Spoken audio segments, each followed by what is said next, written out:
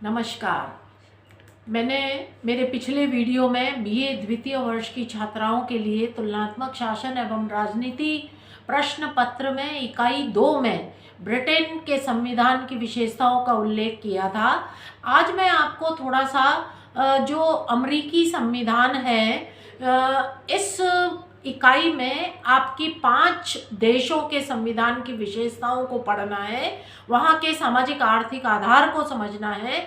आज मैं आप लोगों के साथ अमेरिका के संविधान के अलावा वहाँ की जो सामाजिक आर्थिक आधार है उनकी आज थोड़ी सी चर्चा करना चाहूँगी। जैसा कि आपको विदित है, किसी भी देश की जो राजनीतिक व्यवस्था है वो वहाँ की सामाजिक और आर्थिक व्यवस्था को प्रभावित करती है और उस देश की सामाजिक और आर्थिक व्यवस्था जो है वो राजनीति के स्वरूप को तय करती है। संयुक्त राज्य अमेरिका की जो राजनीतिक व्यवस्था को यदि हमें अच्छी तरह से समझना है तो वहाँ की हमें सामाजिक आर्थिक स्थिति को पहले समझना होगा। जैसा कि आप जानते हैं कि अमेरिका में व्यक्ति की स्वतंत्रता के आदर्श को अपनाया गया है और उसी को स्थापित करने के लिए संपूर्ण अमेरिकी व्यवस्था का जो आधार स्तंभ है वो व्यक्ति की स्वतंत्रता है। और इस आदर्श को स्थापित करने के लिए अमेरिका में जो विभिन्न राजनीतिज्ञ हैं या दार्शनिक हैं उन्होंने इस बात का प्रतिपादन किया कि व्यक्ति की स्वतंत्रता में किसी भी प्रकार का कोई हस्तक्षेप नहीं होना चाहिए और उनके व्यक्तित्व के विकास और उनकी जीवन जो उनका जो जीवन है उनको सुखी बनाने के लिए भरसक प्रयत्न किया जाना चाहिए।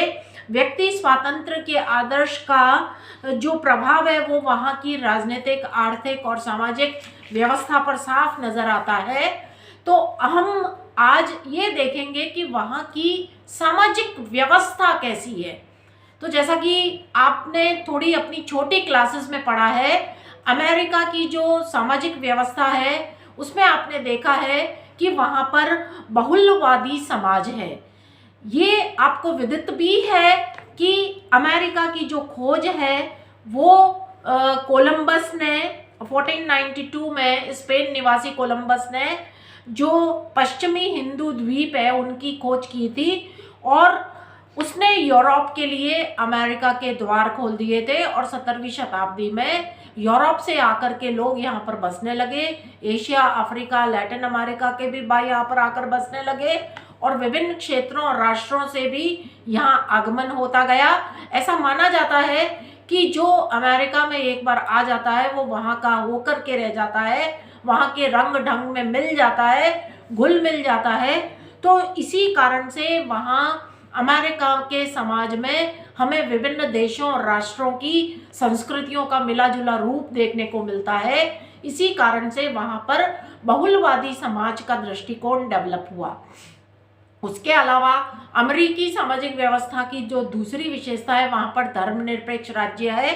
अमेरिकी संविधान का जो प्रथम जो संशोधन है उसमें यह स्पष्ट कर दिया गया था कि अमेरिकी कांग्रेस धर्म संबंधी कोई कानून नहीं बनाएगी और न ही व्यक्ति की धार्मिक स्वतंत्रता में कोई बाधा उत्पन्न करेगी।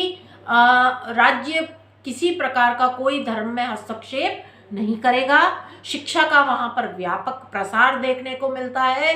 वहाँ पर उच्चतर जो माध्यमिक स्तर है वहाँ तक शिक्षा निःशुल्क और अनिवार्य है और शिक्षा से संबंधित कोई राष्ट्रीय नीति भी नहीं है और शिक्षा के व्यापक प्रसार के कारण ही वहाँ के जो लोग हैं बहुत राजनीतिक दृष्टि से जागरूक है और अपने अधिकारों के लिए और कर्तव्यों के प्रति सजग रहते हैं, उसका निष्ठा से पालन करते हैं।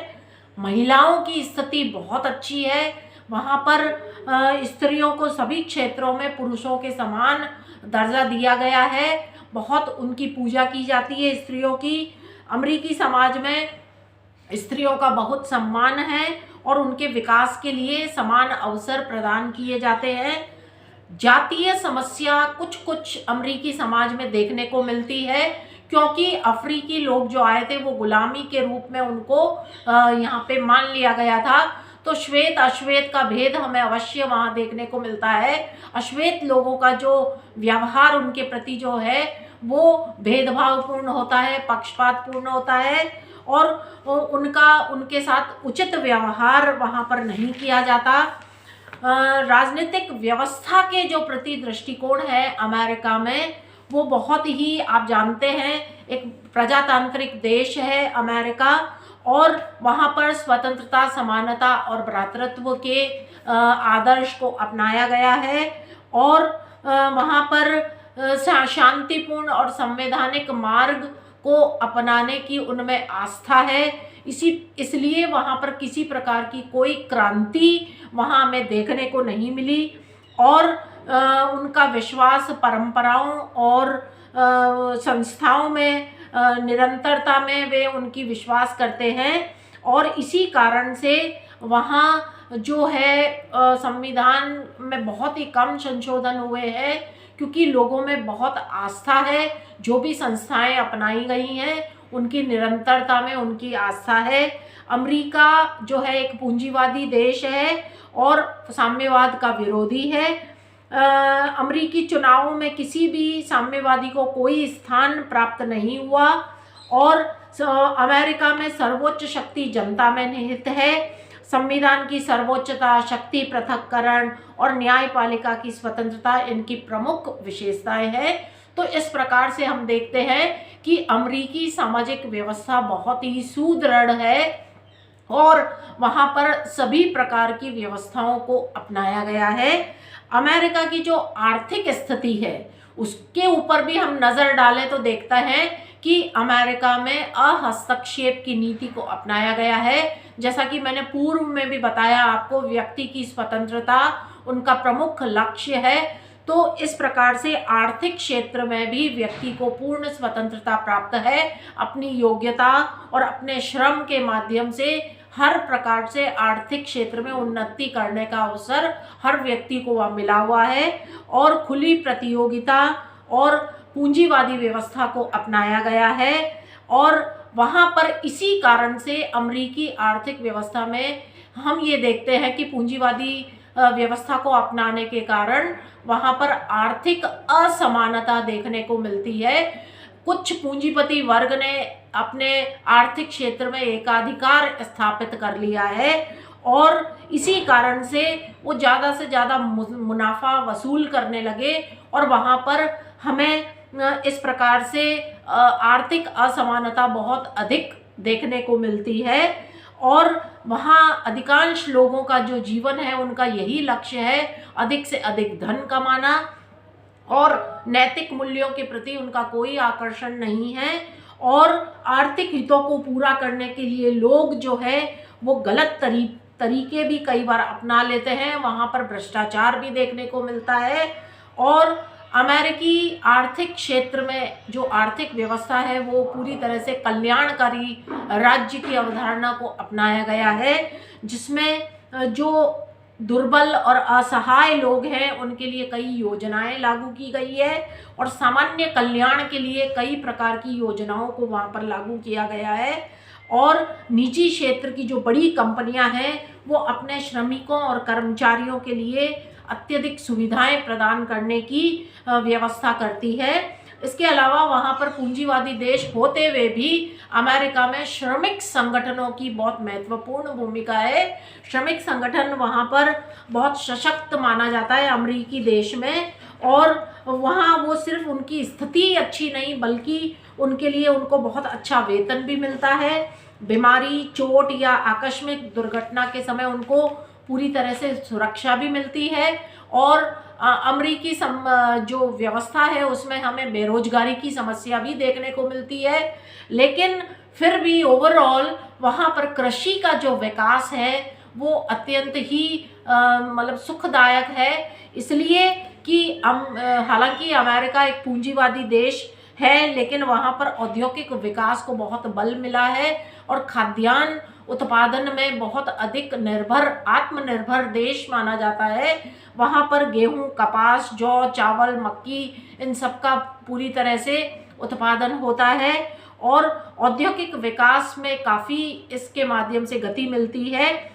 लेकिन वर्तमान समय में हम देखते हैं कि विश्व में जो अविकसित और विकासशील देश है उनके ऊपर इसका शिकंजा कसता जा रहा है। अमेरिकी जो आर्थिक व्यवस्था में एक बहुत बड़ी कमी जो नज़र आती है वो यही है कि वैश्वीकरण और उदारीकरण के इस दौर में वहाँ पर बहुराष्ट्रीय जो निगम स्थापित जो कंपनियां स्थापित हुई है अमेरिका के कारण, वो वहाँ पर अविकसित और जो विकासशील राष्ट्र है उनका वहाँ पर वो शोषण करती है। और इसका जो कर्ज या किसी भी प्रकार का अनुदान बिना शर्त नहीं दिया जाता, तो ये व्यवस्था कुछ अमेरिका के में जो ये विचार पनप रहा है कि आर्थिक व्यवस्था को वो अपने काबू में ले ले, ये अच्छा प्रतीत नहीं होता। इस बात की बहुत ही आवश्यकता महसूस की जा रही है कि वसुधैव कुटुंबकम की भावना के आधार पर जो है पूरे विश्व का संचालन हो और मानवता को और सामान्य कल्याण की भावना को मुद्दे नज़र रखते हुए जो है ये व्यवस्था वहाँ पूरे विश्व में लागू हो। अमेरिका से ये अपेक्षा की जाती है कि वो इस व्यवस्था में सुधार करने के लिए अपने आवश्यक कदम उठाए और जो उसकी पूंजीवादी देश है वो माना जाता है उसको वो सही मायने में विभिन्न जो विकासशील राष्ट्र है उनको ऊपर उठाने में उनको मदद प्रदान करे। धन्यवाद।